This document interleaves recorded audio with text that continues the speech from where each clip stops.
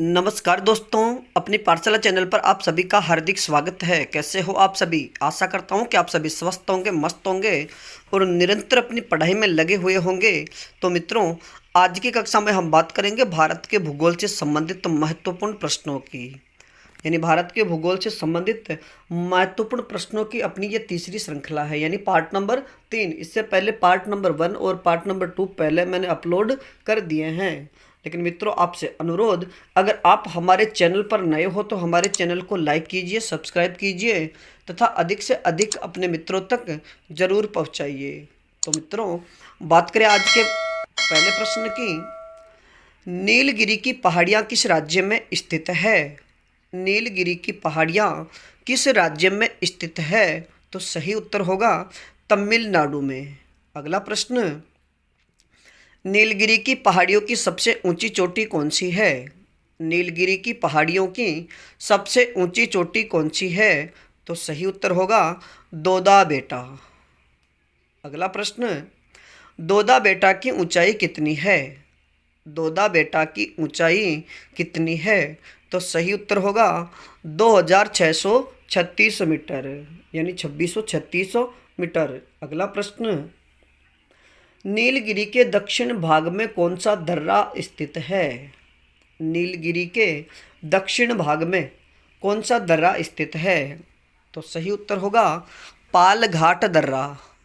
अगला प्रश्न, दक्षिण भारत की सबसे ऊंची चोटी कौन सी है? दक्षिण भारत की सबसे ऊंची चोटी कौन सी है? तो सही उत्तर होगा अन्नैमुदई। और मित्रों, याद रखिए कि दक्षिण भारत की सबसे ऊंची पर्वत चोटी अन्नैमुदई की लंबाई 2696 मीटर है। अगला प्रश्न, आंध्र प्रदेश व उड़ीसा के तटीय भाग में कौन सी पहाड़ी स्थित है? आंध्र प्रदेश और उड़ीसा के तटीय भाग में कौन सी पहाड़ी स्थित है? तो सही उत्तर होगा महेंद्रगिरी की। अगला प्रश्न, अंडमान निकोबार द्वीप कहाँ स्थित है? यानी अंडमान निकोबार द्वीप समूह कहाँ पर स्थित है? तो सही उत्तर होगा बंगाल की खाड़ी में। अगला प्रश्न, भारत के पूर्वी समुद्री तट को कितने भागों में बांटा गया है? भारत के पूर्वी समुद्री तट को कितने भागों में बांटा गया है? तो सही उत्तर होगा 3 भागों में। और मित्रों, याद रखिए कि भारत के पूर्वी समुद्री भागों को कोरोमंडल तट, गोलकुंडा तट और उत्तरी सरकार तट, यानी 3 भागों में बांटा गया है। अगला प्रश्न, अंडमान निकोबार द्वीप समूह में कितने द्वीप हैं? अंडमान निकोबार द्वीप समूह में कितने द्वीप हैं? तो सही उत्तर होगा 572 द्वीप। अगला प्रश्न, निकोबार समूह में मुख्य कितने द्वीप हैं? निकोबार समूह में मुख्य कितने द्वीप हैं? तो सही उत्तर होगा 19 द्वीप। अगला प्रश्न, हुगली के निकट कौन सा द्वीप स्थित है? हुगली के निकट कौन सा द्वीप स्थित है? तो सही उत्तर होगा सागर द्वीप। और मित्रों, याद रखिए कि हुगली के निकट जो सागर द्वीप है, इस द्वीप को गंगा सागर द्वीप भी कहा जाता है। अगला प्रश्न, माउंट बुलियर किस द्वीप समूह में स्थित है?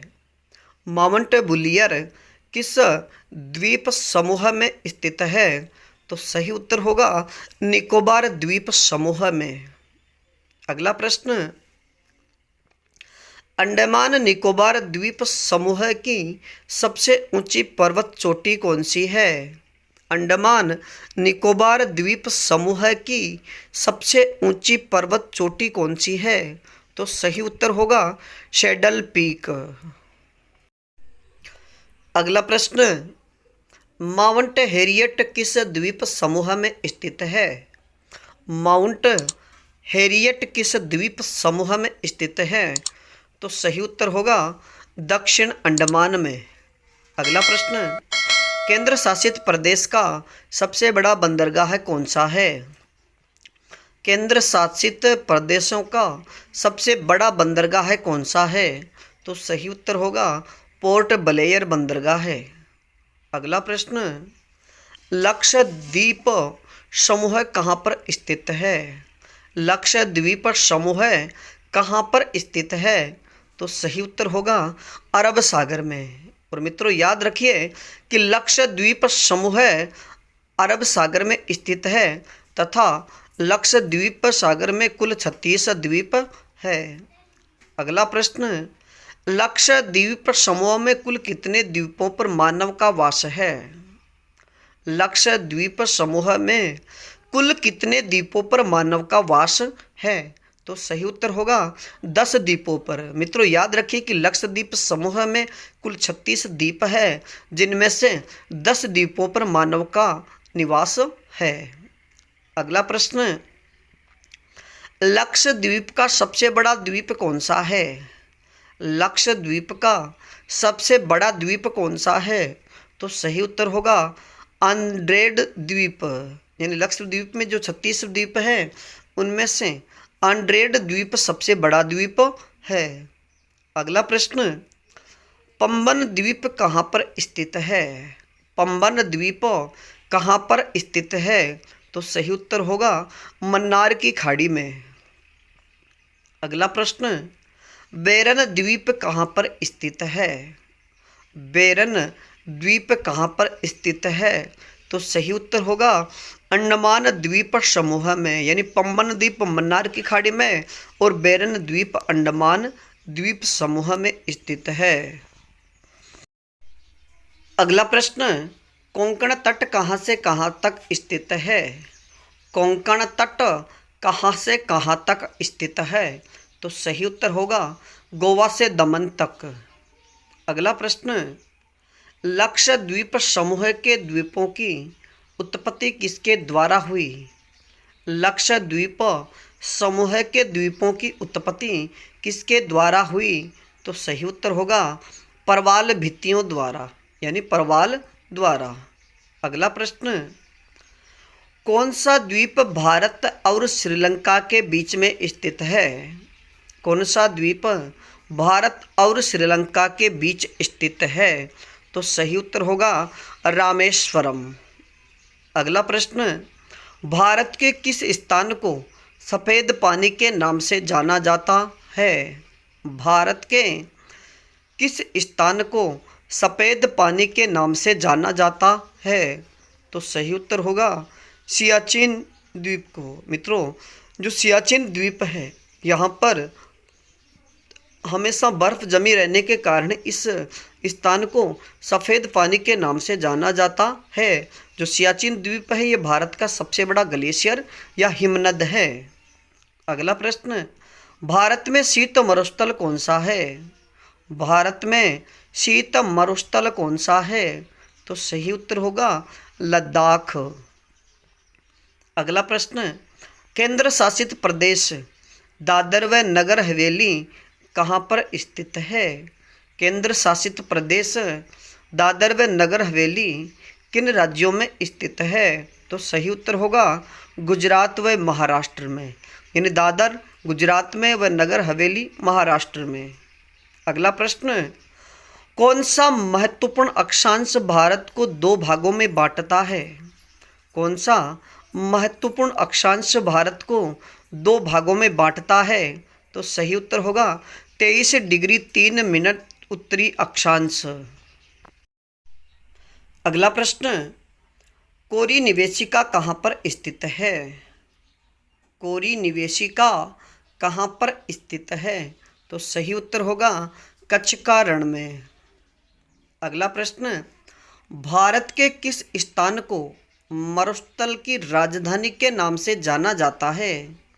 भारत के किस स्थान को मरुस्थल की राजधानी के रूप में जाना जाता है? तो सही उत्तर होगा जैसलमेर में। और मित्रों याद रखिए कि जैसलमेर को स्वर्ण नगरी और पीले पत्थरों के शहर के नाम से भी जाना जाता है।